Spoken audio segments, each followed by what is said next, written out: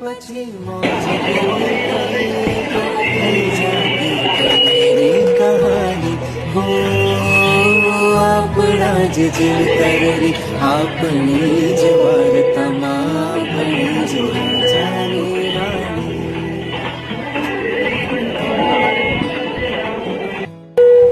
અરે તમે જરાય ચિંતા ના કરો, એને એના પિયરને બિલકુલ યાદ નહીં આવવા જોઈએ. અમે અમારી દીકરીની જેમ જ સાચવશું તમારી મોક્ષાને. પોતાની માએ આપેલી હિત શિક્ષા ગ્રહણ કરીને મોક્ષાએ પોતાના સાસરે પહેલું પગલું ભર્યું. એના પરિવારમાં સાસુ સસરાજી, નણંદ તેમજ 2 દિયર હતા. એની સાસુ તેમજ નણંદનો સ્વભાવ થોડો ચીડિયો અને ગુસ્સાવાળો હતો. તે સવારે રોજ ઉઠીને ઘરનું બધું કામ પતાવીને જીન પૂજા કરવા જતી. નાસ્તો તેમજ પછી રસોઈ બનાવવા લાગી. સસરા તેમજ પતિ માટે ટિફિન મોકલતી.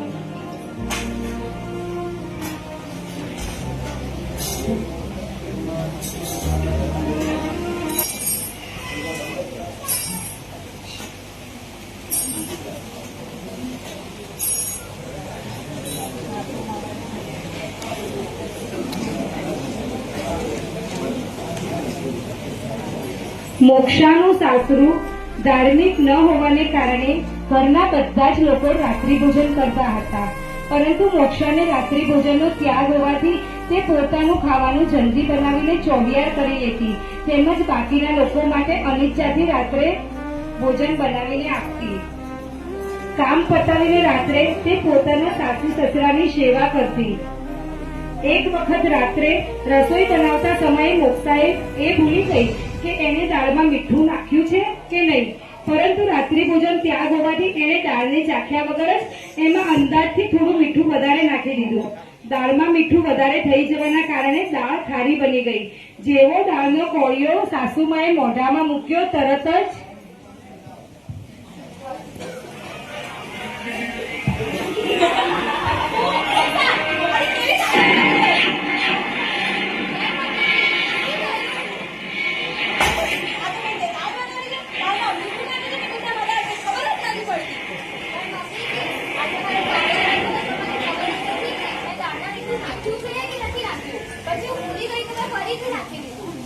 હે ભગવાન, હું તો શું કરું? હું તો કંટાળી ગઈ છું હવે આ છોકરીથી.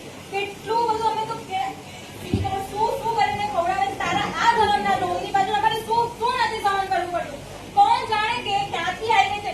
જયારે છોકરી લેવાની હતી ત્યારે તો કે અમારી છોકરીને આમ આવડે છે, અમારી છોકરીને તો તેમ આવડે છે. કેટલી સંસ્કારી છોકરી છે. અને અત્યારે જુઓ, કોણ જાણે કેવું કરીને ખવડાવે છે. કોકવાર તો દાળમાં એટલું મીઠું નાખી દે અને કોકવાર સાવ મીઠું જ ના નાખે. કોકવાર તો એટલું બધું મરચું નાખી દે કે અમે ખાઈ જ ના શકીએ. હે ભગવાન,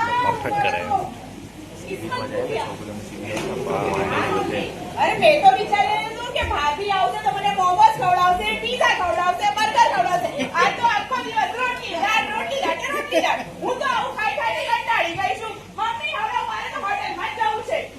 મહારાણી પોતે તો પોતાના માટે ગરમ રસોઈ ચાખીને બનાવે અને પોતે આરામથી જમે અને અમને બધાને આવું બધું કરીને ખવડાવે. હવે શું કરવાનું આપણે? આ બધા મીઠું વગરની દાળ કોણ ખાશે? અને હા, હવે મને ખબર પડી. આ તો આવું કરીને ખવડાવે એટલે આપણે એને રસોઈ બનાવવાનું કઈ જ ના. એટલે એને તો કરવું પડે નહીં. અને આપણે જે રસોઈમાંથી છૂટ્યા આપણે તો કામ કરવાનું. હે ભગવાન, હવે તો આને કંઈક સમજાવો તો કંઈક ખબર પડે. આ બેઠા છાપું વાંચે ખબર નહીં પડતી. સસરા શાંત કેમ છે?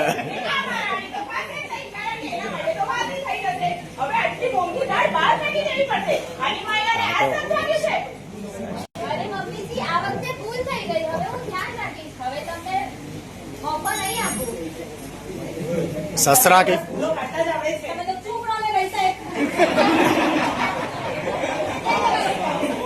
મોક્ષા બિલકુલ ક્રોધ ન લાવીને ફરીથી પોતાના કામમાં જોડાઈ ગઈ. આવે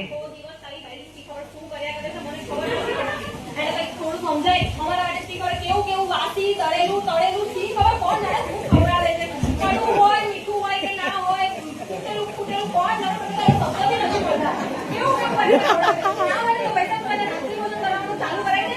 અમારાથી આ બધા નાટકો સફળ નહીં થાય અને આપણે આવા નાટકો નહીં થાય. અરે માં, આપણે તો રાત્રિ ભોજન તો ત્યાં નથી કરી શકતા, પછી કરી રહી છે તો તમે શા માટે રોકીએ?